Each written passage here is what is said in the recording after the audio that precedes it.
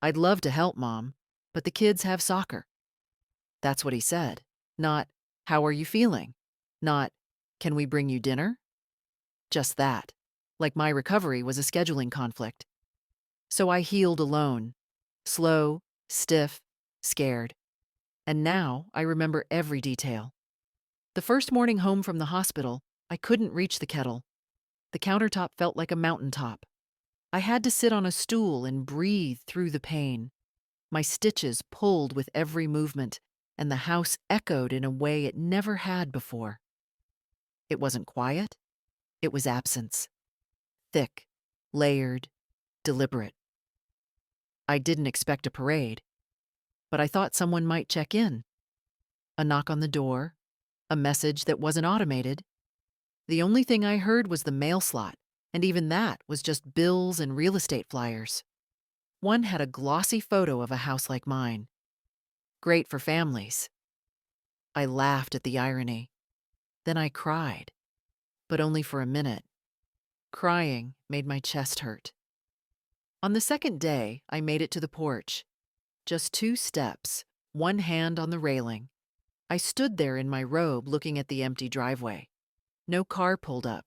No familiar voice called out. A neighbor waved. I didn't wave back. I was too tired, too full of that awful knowing. They weren't coming, not tomorrow, not the day after. I was not a priority. I was a pit stop. They'd decided to skip this time. Back inside, I boiled an egg. That was all I had the strength for. I ate it standing at the sink, like a woman in a house that didn't belong to her anymore. And yet, this was the house I bought with George. The one where my son took his first steps. The one they now talk about like it's already theirs. But here's the part they don't know. I'm still here. The painkillers made everything fuzzy, but the loneliness was sharp. It came in waves, during commercials, between boiled eggs at 2 a.m., when the hallway light felt too far from my bed. I'd shuffle in socks across the floor, each step a negotiation between courage and discomfort. My body moved like it no longer belonged to me, like I'd borrowed it from someone braver. On the third night, I spilled hot tea, trying to pour with my left hand. My right side was still too sore. The cup cracked on the counter, tea running down the cabinet like blood. I stood there, shaking, watching the mess, and I wanted to scream. But I didn't. I got the mop. I cleaned it up. Because no one else would. The house was too quiet for grief, too loud for peace. Every creak reminded me of what used to be. Footsteps rushing up the stairs, the back door slamming after school, George's whistle as he came in from the garage. All gone now. And in their place, the slow tick of a clock that didn't care whether I slept or cried. My phone sat beside me on the table like a dead limb. No missed calls. Just a few notifications, ads, reminders, some charity asking for money I didn't have. I scrolled through old photos for warmth. There was one of me and Matthew at the beach when he was 5. His hair was wild from the wind, and he held my hand like it was the only thing he trusted. I stared at that hand, frozen in time. When did he let go? On day 5, I tried calling. Just once. "Hi, it's Mom." "I'm doing okay. Just thought I'd check in." I paused, then hung up before finishing. What was the point? If he wanted to know how I was, he'd have asked. They sent flowers, yellow ones, with a printed card. "Get well soon. Love. The kids." I kept them out of pity. For myself. For them. They lasted 4 days. When I threw them out, the vase stayed on the counter, empty and clean. I started to write things down. Not out of sentiment, but because I was afraid I'd forget what it felt like. Not the surgery, the after, the silence, the truth of what it means to be left behind politely. By the end of the week, I could stand long enough to make soup. Lentil, from a can. I added pepper to pretend it was homemade. That's something I do now. Pretend. Pretend I'm not hurt. Pretend they meant well. Pretend I'm not counting the days since someone asked, "What do you need?" I needed a hug, a ride, a meal dropped off with a smile. Just something human. But all I got was soccer. And now I mark time in bowls and bruises and reminders on the fridge. I've been kind all my life. Patient. Generous. I made excuses for everyone. They're busy. Life is complicated. Don't take it personally. But I am taking it personally now. Because the recovery is slow, yes, but it's also revealing. Each quiet hour strips away some layer of illusion. And what's underneath? A woman who remembers everything. On the 7th day, I changed the sheets. It took nearly an hour. I rested 3 times, once sitting on the edge of the bed, once kneeling on the floor after the fitted sheet snapped back on me, and once just standing still, waiting for the wave of dizziness to pass. But I did it. I made the bed with my own hands. Clean sheets smell like dignity. That afternoon, I sat in the kitchen, eating toast that had gone a little stale. I looked at the drawer by the stove, the one with birthday cards. Dozens of them. Years and years of little messages. Best mom ever. Thanks for everything. One card from 3 years ago said, "We'd be lost without you." I remember reading that and smiling so wide it made my face hurt. It felt sincere. Now, I wonder, when did they start saying things they didn't mean? It's funny how your brain replays things once you're still long enough. All the memories you shrugged off before, suddenly they line up like dominoes. Like the time they forgot my birthday until 2 days later, then laughed it off with a bottle of wine I couldn't drink. Or the Christmas when I gave them a handmade quilt and they left it in the guest room closet for a year. Back then I told myself not to be petty, that love isn't measured in gestures. But it is. Of course it is. It's measured in calls made, time spent, chairs pulled out, hands held, casseroles delivered. It's in the showing up. And they've stopped showing up. The last time I fell, months before the surgery, I called Matthew. I wasn't badly hurt, just shaken. I remember his voice, distracted and clipped. "Well, what do you want me to do, Mom? I'm at work." I said, "I just needed to hear you." And he said, "Okay, well, I've got to go." Click. I forgave him, of course. Told myself I was being dramatic. But now I look at that moment differently. It was a little rip in the cloth. And the cloth's been fraying ever since. Even the way he brings the grandkids over feels performative. They walk in like tourists. Ruby barely looks up from her phone. Jackson once asked, "Why do you keep your house like a museum?" I laughed then. I shouldn't have. I should have said, because I remember a time when people respected the things they were given. Last Easter, Madeline brought a store-bought pie and a new set of rules. No sweets for the kids, no religious talk, no political discussion. I nodded. I always nod. I'm the peacekeeper, the peacemaker, the invisible one, but not anymore. Last night I took out the box from the hall closet, the one labeled important. It's where I keep the will, the deed, the insurance, the copies of letters George and I once signed. I sat on the floor with my back against the washing machine and read every line like scripture. The house is mine, free and clear. Paid off 20 years ago. I remember the final payment. George took me out for ice cream, said, "Now we really own something." I wish he were here now. He'd understand what I'm thinking. Matthew once said, "We'll take good care of the house when it's ours." Not if. When. I didn't answer then. I just smiled. I'd gotten good at that. smiling instead of speaking. But I'm not smiling anymore. That night I slept better. No pills, no crying. Just a quiet mind and the weight of a decision starting to take shape. It felt good, strong, like I was slowly reclaiming something I hadn't even realized I'd given away. Tomorrow, I'm going to the bank. The woman at the bank wore a red blazer and kind eyes. Her name tag read Alicia, and she didn't blink when I said I wanted to review my will.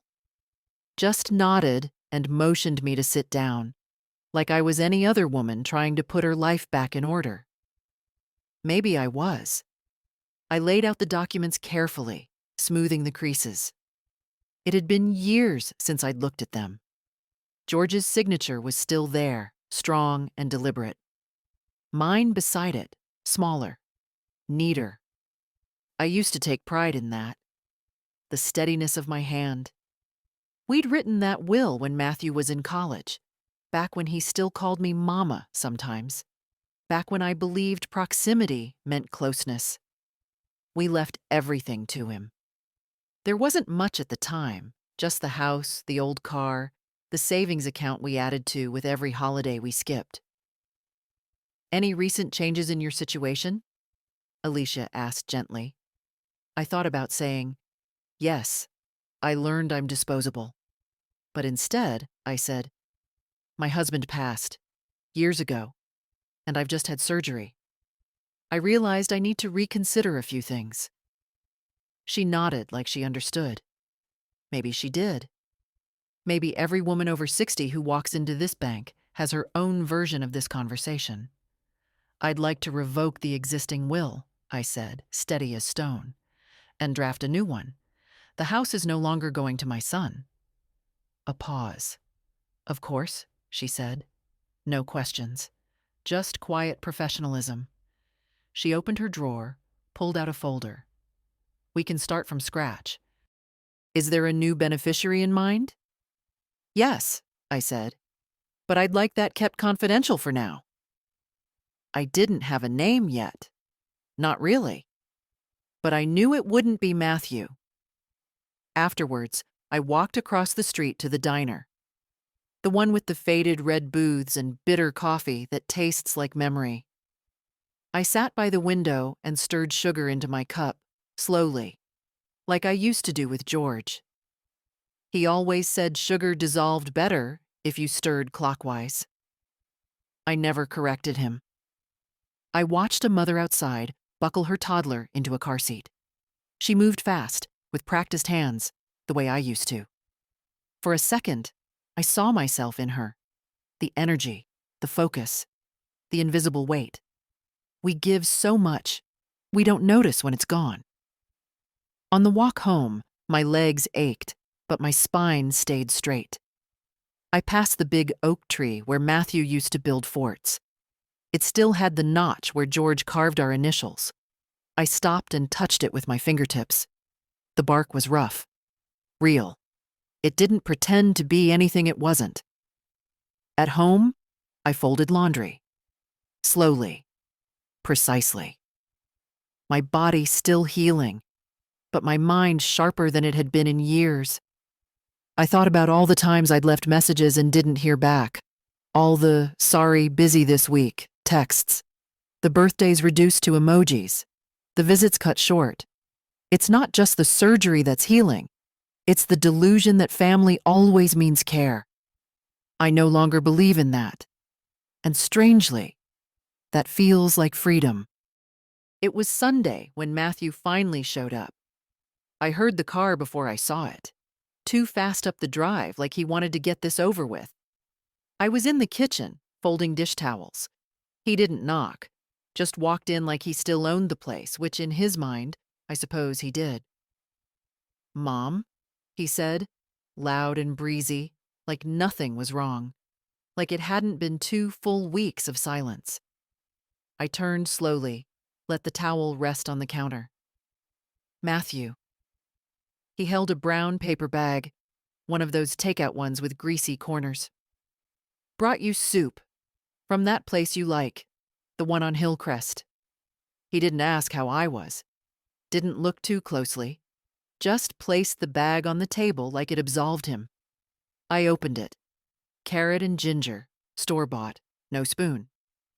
"Thank you," I said, because some parts of me were still trained that way. He looked around, hands in his jacket pockets. "Place looks good, clean, as it always does. Kids have been swamped. Ruby made varsity. Jackson's doing robotics now." I nodded, waited. "And Madeline's been working extra shifts. Promotion on the line." More nodding, more waiting. He cleared his throat. "We were thinking, once you're feeling better, maybe you'd like to come over for dinner. Just us. Keep it easy." My fingers tightened slightly on the counter's edge. That would be nice. Not a word about the surgery.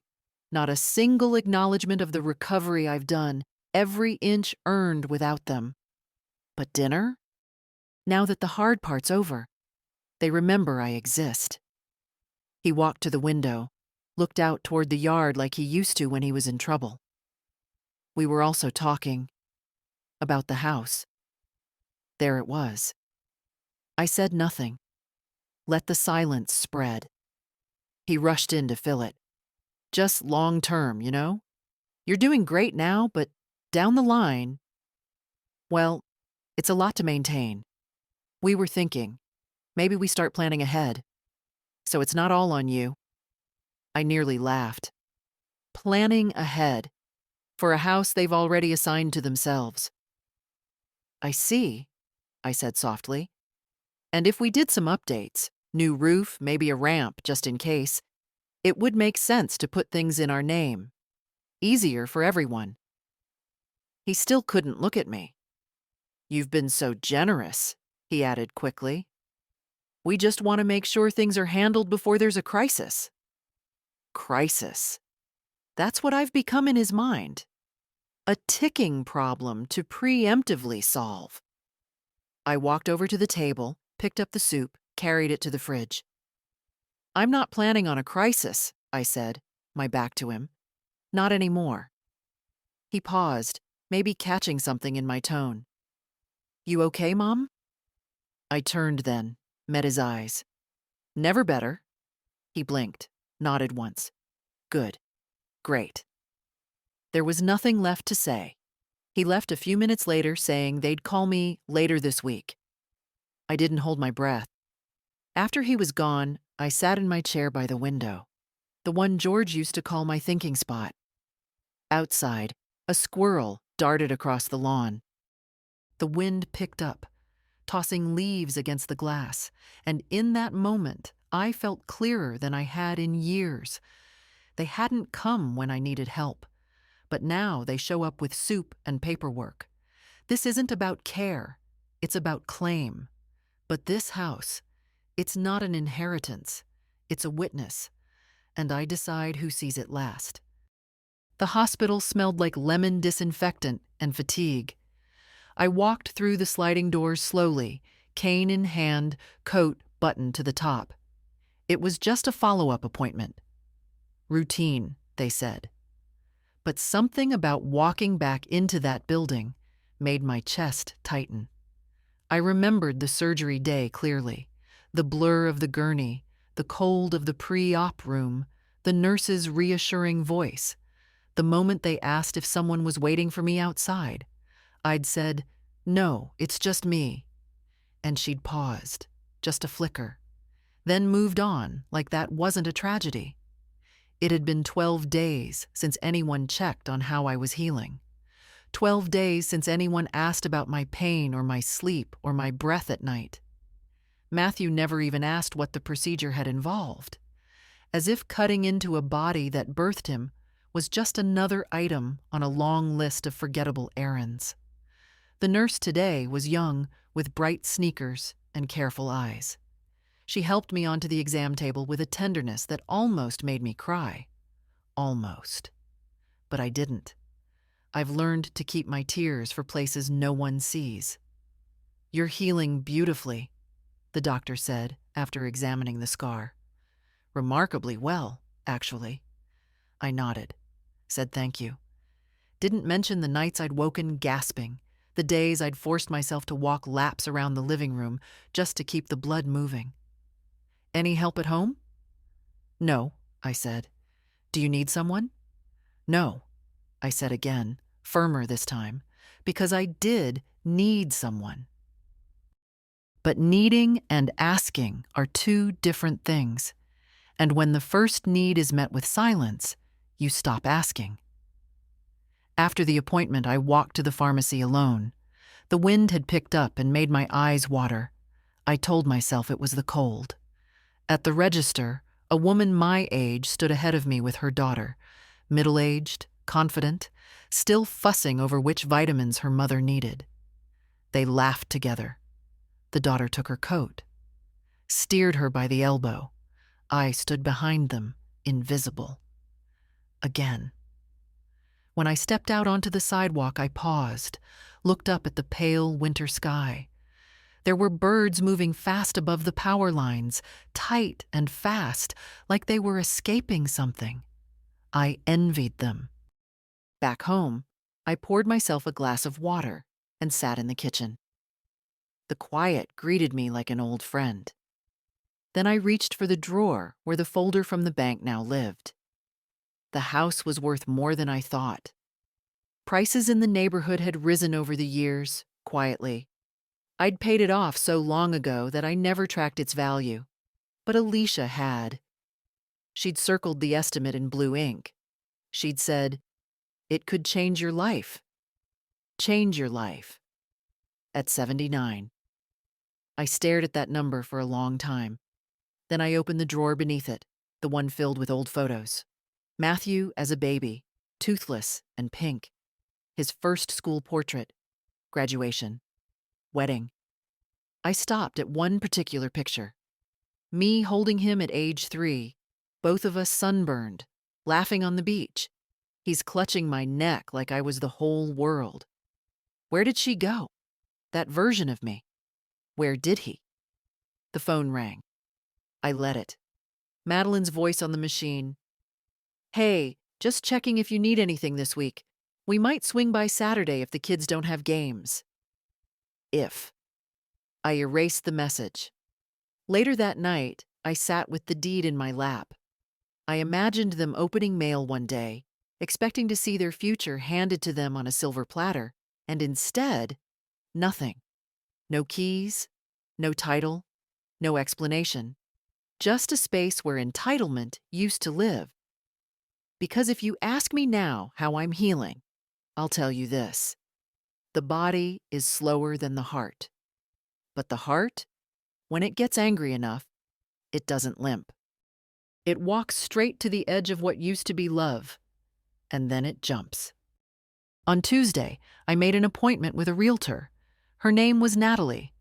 She had one of those clipped, efficient voices and wore a coat that looked more expensive than my car.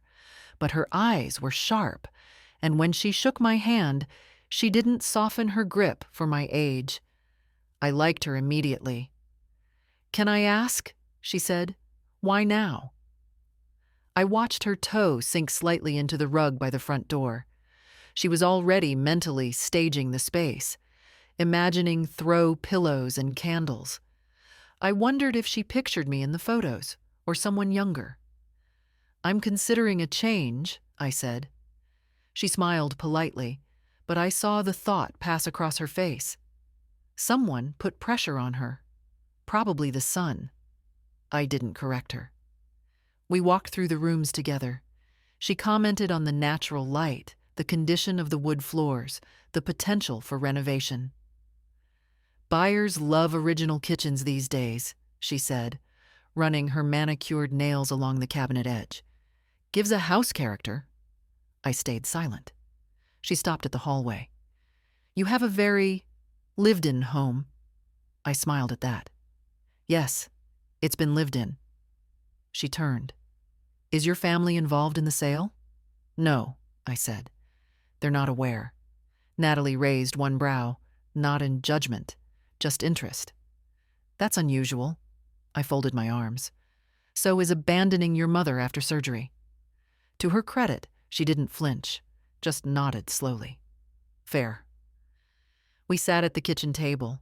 I poured tea while she reviewed comps and numbers. I knew the market had shifted. She said we could list quickly, no open houses necessary if I preferred. She had buyers waiting. All cash offers possible. It all sounded clinical, fast, clean, just the way I wanted it. Let's do it, I said. She blinked, then smiled. Okay. And that was that. Years of memory, of effort, of fixing pipes and patching the roof and repainting the porch. That house was already shifting in my mind, becoming a transaction instead of a home. That night, I packed 2 boxes. Only 2. The first held papers, banking documents, insurance, my passport. The second held photos. Not all of them, just the ones that still felt like they had breath in them.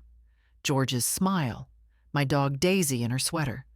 One of Matthew, before his face changed into the man who forgot how to ask, "Do you need help?" I didn't cry. I didn't feel triumphant either. I felt exact. Every movement had purpose. Fold, tape, label. At midnight, I sat on the edge of my bed and looked around. I thought the walls might feel closer, that the house would try to cling to me. But it didn't. It had been waiting for me to let go. I whispered, "Thank you." Then I turned off the light and slept without waking once. Her name was Lorraine. I met her at the pharmacy 6 months ago. 2 older women reaching for the same bottle of joint cream, then laughing at ourselves. We'd had coffee once, then again, and by the 3rd time she knew more about my medical history than my son did. Lorraine was a widow, like me, lived in a small apartment above a nail salon, and kept her life simple. Crossword puzzles, strong opinions, 1 cat named Charles.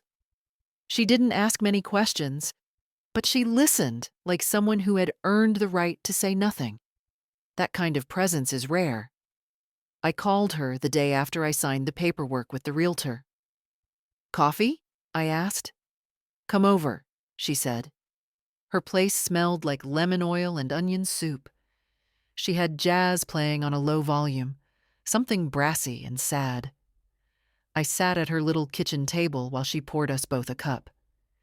"You look like a woman who just made a big decision," she said. I did. "Family know?" "No." She raised one eyebrow. "Good." I smiled. "That's what I was hoping you'd say." She stirred her coffee. "You don't owe them anything." It wasn't said with bitterness, just clarity, the kind of truth that doesn't need decoration. "They think the house is already theirs," I said. "Madeline mentioned remodeling the guest bathroom, someday. Matthew once asked if I'd mind a skylight in the hallway." Lorraine snorted. "Did they also ask when you'd be dead?" I laughed, sharper than I meant to, but it felt good. "They weren't cruel," I said quietly. "Just distant, forgetful in ways that add up. Neglect doesn't have to be violent," she said. "Sometimes it's just consistent." That sentence sat with me. Consistent neglect. All those missed calls. Late birthdays. Dinners postponed indefinitely. The way they'd stopped hugging me with both arms. I took a sip of coffee. It was too hot, but I didn't mind. "I've always believed in giving quietly," I said. "Helping without keeping score." Lorraine nodded. "That's noble. Until it becomes invisible." We sat in silence a while. Charles the cat jumped onto the table and sat like a little emperor between us. "I don't know where I'll go yet," I admitted. "The realtor thinks it'll sell quickly. I might rent for a while. Maybe by the lake." "Do it," she said. "Do something selfish for once." That word, selfish. It used to feel like a slur. Now it felt like a key. I looked at Lorraine, this sharp, scrappy woman who had made peace with living above a nail salon, who hadn't spoken to her children in 4 years by her own choice. "How did you know you were done?" I asked. She tilted her head. I stopped hoping they'd call, and when I realized I didn't feel sad about it, I just felt free. That was it. That night, I went home and stood in the hallway. I looked at the family photos on the wall, the wedding portraits, the school pictures, Matthew in every stage of life. My arms around him like a guarantee. I took them all down, one by one, and for the first time in years, the hallway looked like mine. The kitchen clock clicked past 11 when the knock came. Not urgent, not loud. Just a polite little tap, like someone trying not to disturb. I opened the door to find Jackson on the porch. My grandson. 12 years old, hoodie too big, sneakers muddy, a backpack slung over one shoulder. He looked surprised that I was the one who answered, which made me wonder what he'd expected. "Hi," he said. "Hi," I answered. "Everything all right?" He shifted. "Mom dropped me off early, said she had a conference call." I let him in, though something about it didn't sit right. Jackson hadn't been over in weeks, not since before the surgery, and now he was here with his backpack and no plan. He pulled out a juice box from his pocket and sat at the kitchen table like nothing had changed. I made toast, gave him half, sat down across from him. "You know," he said through a mouthful, "Dad says when the house is ours, he's going to knock down the wall between the kitchen and the dining room." I froze. The sentence came so casually, so clean, like it had been said more than once, like it was already decided. "What do you mean, when the house is yours?" He shrugged. "I don't know. Just something Dad says. That after everything settles down, we can make some changes." I stared at the boy who used to crawl into my lap and ask for stories, who once cried when I left early after babysitting, who now talked about this place like it was a future construction site. "Did your dad say that to you?" He nodded, taking another sip of juice. "Yeah. He said it's already kind of ours, you know, since Grandma's getting older and all." I turned to the sink, washed my hands even though they weren't dirty. "What else has he said?" Jackson was quiet for a moment. "Just stuff, like how he wants to make it into a home office. And maybe let Ruby have the back room. Mom wants to repaint everything white." Repaint everything white. Erase the colors I chose, the curtains I sewed by hand, the blue wall George painted for our 25th anniversary. They wanted to flatten it all out, smooth it into something generic, something theirs. And me? I was the inconvenience standing between them and their remodel. "Did he say when?" I asked, trying to keep my voice even. "Not really," Jackson said. "He just said, soon, probably, once everything's in place." In place, like I was a chair being moved out. I turned back to him and smiled. "Well, that'll be interesting." He nodded, not sensing anything off, just eating toast, just repeating what he'd heard. They talk about me like I'm already gone, not even with cruelty, just with assumption. And that, somehow, is worse. That night, after Jackson had been picked up, no explanation, just Madeline's text. "Thanks. Crazy day." I went into the living room and sat in my chair. I didn't cry, didn't rage. I opened the notebook I'd started keeping after the surgery. Page 1, meds schedule. Page 23, Lorraine's quote, "Neglect doesn't have to be violent. Sometimes it's just consistent." Page 37, realtor contact, listing timeline, inspection date. Page 41, he said, "When the house is ours." I wrote it down slowly. Then I wrote underneath, "They don't know I've already left, and I haven't moved yet, but I've already gone." The realtor called on Thursday. Her voice held the kind of energy reserved for news with commas and dollar signs. "We have an offer," she said, "above asking. Cash. No contingencies. I didn't blink. How soon do they want to close? They're ready in 10 days, 2 weeks, if needed. I looked out the window. The oak tree was starting to shed. Its branches had thinned just enough to see the sky behind them. Autumn creeping in, quiet and deliberate. "Let's do 10, I said. Natalie hesitated. "You're sure?" "I am." She exhaled, almost relieved. "Okay, I'll draw up the acceptance." After we hung up, I sat for a while. No music, no TV, just the ticking of the hallway clock and the occasional creak of wood shifting in the walls. This house had always talked to me in little sounds. I used to find them comforting. Now they sounded like farewells. I started packing in earnest. Not the sentimental things, I'd done that already. No, this was the cleaning kind of packing, the sorting, the sifting, the throwing away. Bags for goodwill, boxes for the dump. One corner of the living room quickly became a graveyard of what no longer served me. In the hall closet, I found a pair of Matthew's old cleats, still caked with dried mud. I held them for a moment, thumb grazing the cracked leather. There was a time he'd cried over those shoes, desperate to make the soccer team. George had stayed up late, gluing the sole back together. I remember how proud Matthew was when he made the team. I left the shoes in the donation pile. In the guest bedroom, the one Ruby once used during her sleepovers, I found a stack of coloring books.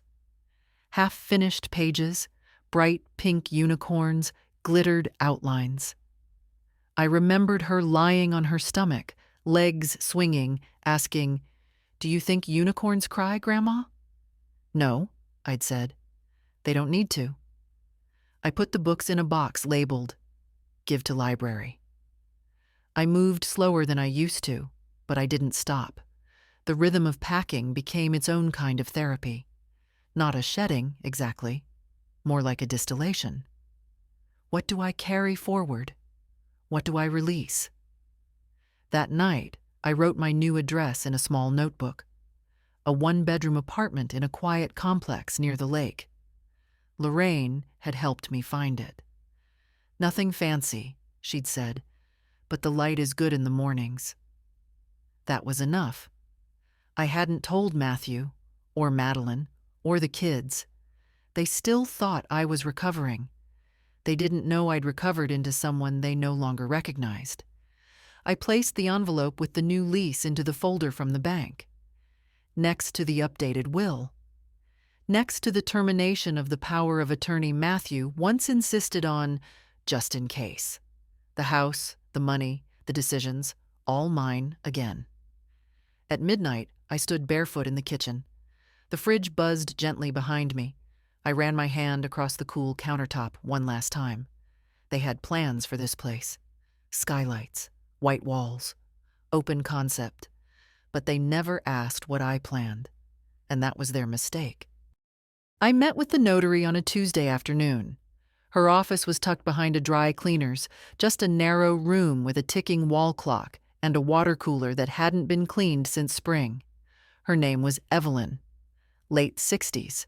Crisp linen blouse, eyes like slate. We didn't exchange pleasantries, just the work. She handed me the stack of papers.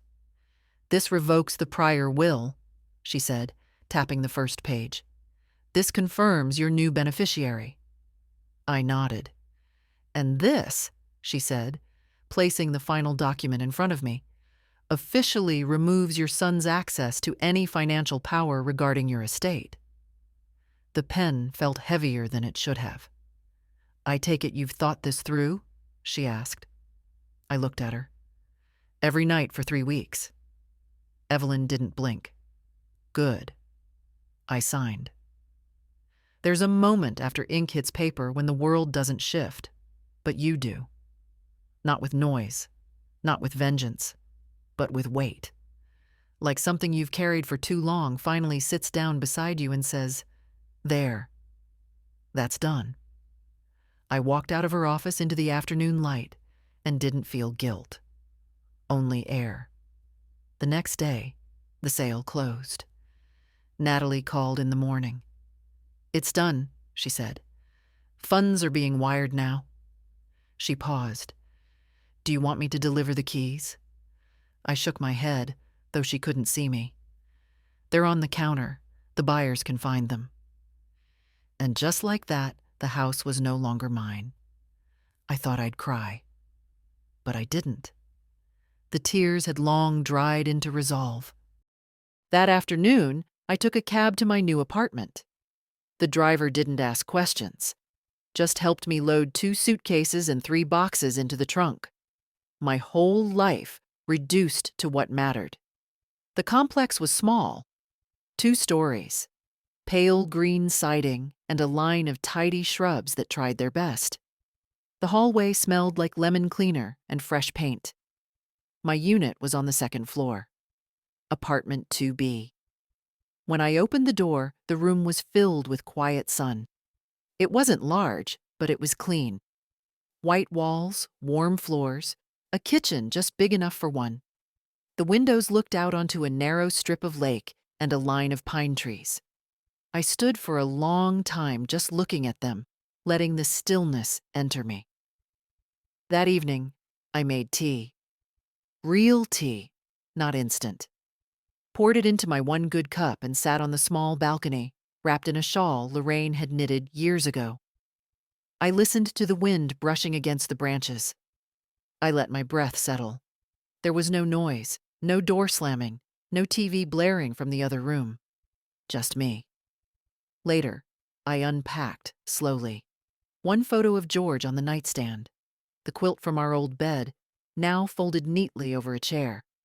My books lined up in a single row, less than I used to own, but enough. At midnight, I turned off the lights and stood in the doorway, looking back at the little living room. And for the first time in years, I felt like I was somewhere I belonged. No one knew where I was. And that was exactly how I wanted it. Saturday morning, I went to the post office. The letter had been sealed for 3 days. White envelope, thick paper, printed text. No return address.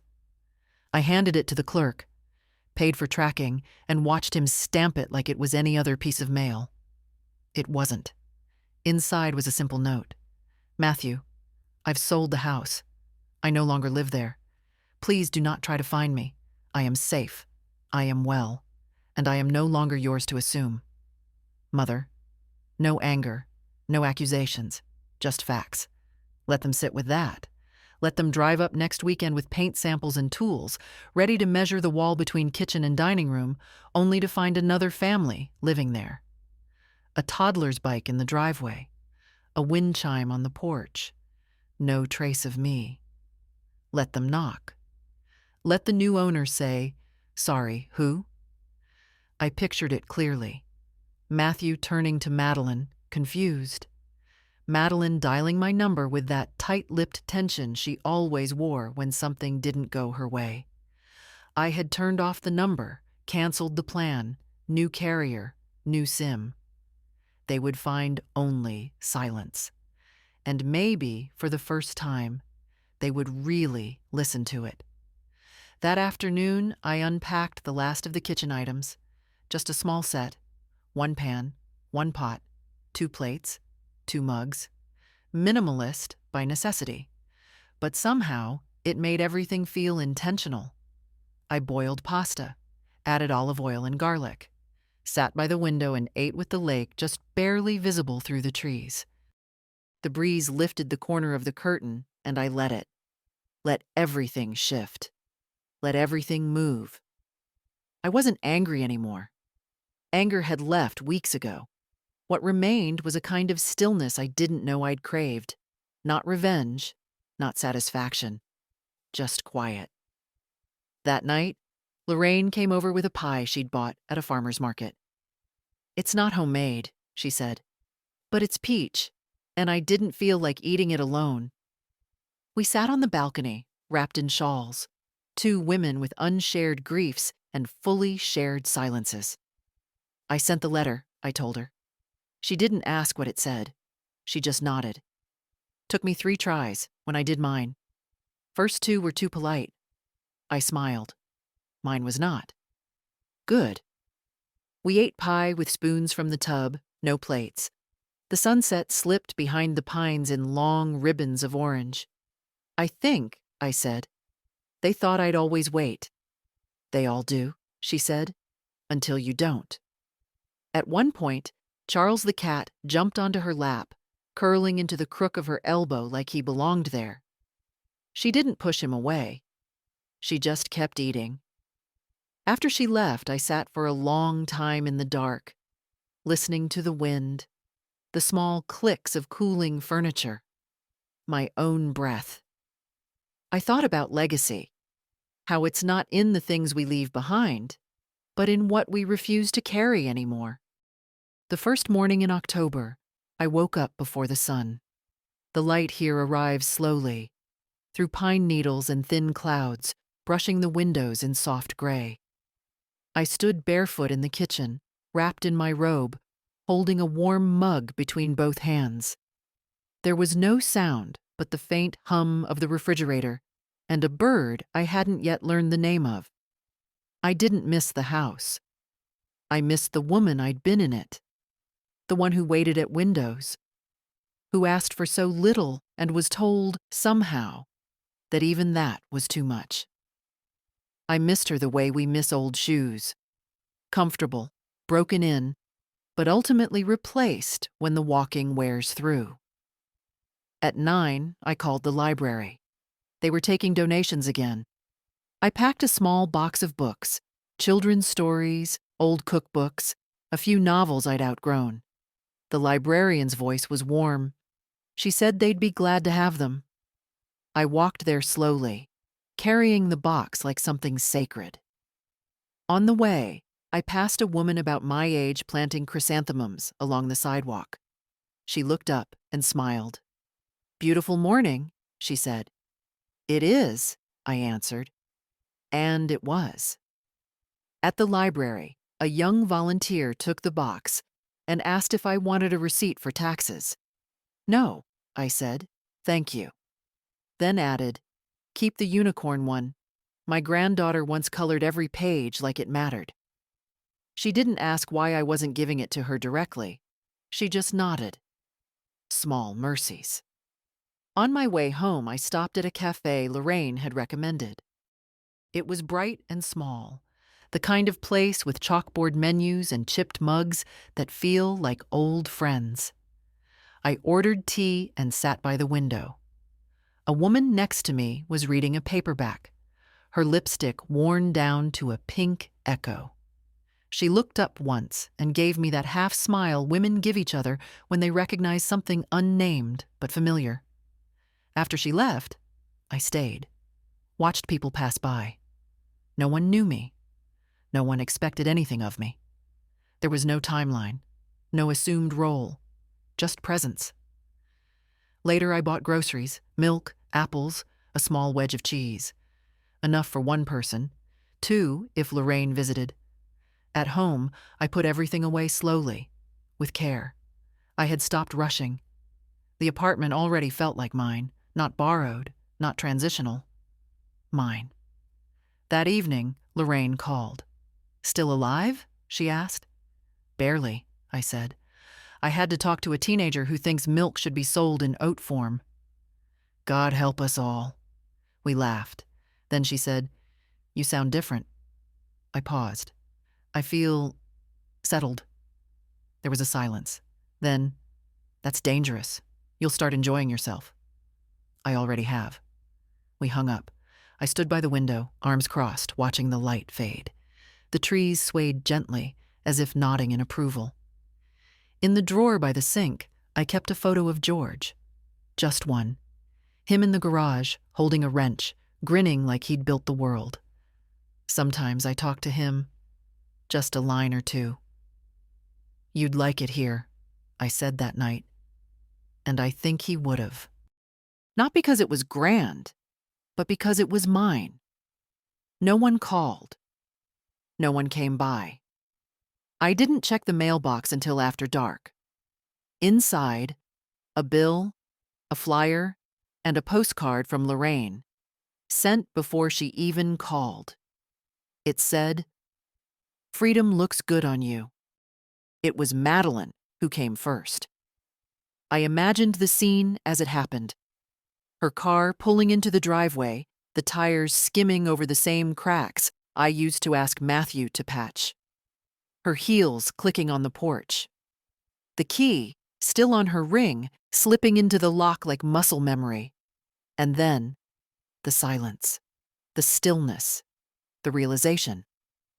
I pictured her standing there, one manicured hand still on the doorknob, eyes sweeping over the empty living room. No rug, no lamp, no vase of wilting flowers on the table. Just echo. Then the voices. Matthew's behind her, louder, already frustrated. "What the hell? Where's her stuff?" I imagined them splitting up. Madeline going to the kitchen, checking the fridge. Matthew storming down the hallway, throwing open the closet doors. Finding nothing, not even a single hanger. The letter would have been in the mailbox. It wasn't dramatic. I hadn't left it on the mantel. I wasn't staging a performance. It was folded neatly in a plain envelope, addressed simply, "Matthew and Madeline. I sold the house. Please do not contact me." This was not a decision made in anger, but in clarity. Live your lives. I will live mine. Mother. I imagined him reading it aloud, then again, quietly, then folding it too quickly, like paper could be shut the way you shut a conversation. What they felt in that moment didn't concern me. Surprise, most likely. Not sorrow, not real sorrow. That takes root over time. But shock, confusion, maybe even embarrassment. Who sells a house without telling their own son? I do. The phone never rang. The old number had long since been canceled, but I'd checked the account. They hadn't tried. No email either. No letter. Not even from the kids. Which told me everything I needed to know. They hadn't come looking for me. They'd come for the house. And when it was gone, they left. I was sitting on the balcony when Lorraine knocked, holding 2 croissants in a paper bag, wearing her wide-brimmed hat like someone who still hoped for sun in October. "Well?" she asked, sitting down without waiting for an answer. I passed her a cup of coffee. "No word," I said. She bit into the croissant. "Good." We sat like that for a while, watching the pines. A bird landed on the railing, then hopped away. "I thought I'd feel guilty," I said eventually. "You don't?" "I don't feel anything." She nodded. "That's how you know you did the right thing. When nothing bleeds after." It wasn't that I didn't remember the good things. I did. The birthdays, the small hands, the laughter in the backyard. They were real. They were once. But love without care becomes nostalgia. And nostalgia is not enough to build a life around. That night, I opened the last box. Inside, George's watch, my wedding ring. One letter he'd written the year before he died. I didn't reread it. I didn't need to. I knew it by heart. He'd ended it with, "Whatever you choose, I trust you to know what's right." I whispered. I did. Then I closed the box, put it on the shelf, and made myself a cup of tea. The lake was always quiet before 7. I'd started walking down to it in the early mornings, just me and the cane I barely needed anymore. The path was soft underfoot, a trail of pine needles and damp earth. A few squirrels darted past. Sometimes I'd see a jogger, but we never spoke. I preferred it that way. The bench near the edge of the water had become mine. No one claimed it, but I sat there often enough that the shape of my body seemed to linger in the wood. I brought my thermos, my scarf, my stillness.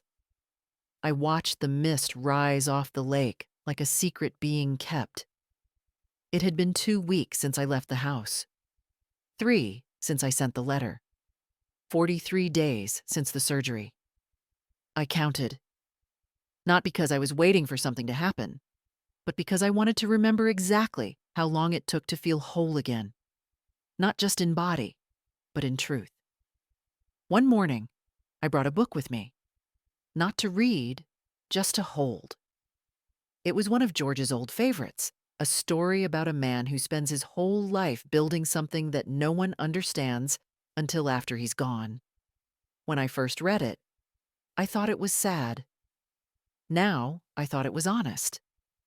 I didn't hear from Matthew. Not a call, not a message, not even a second-hand attempt through one of the kids.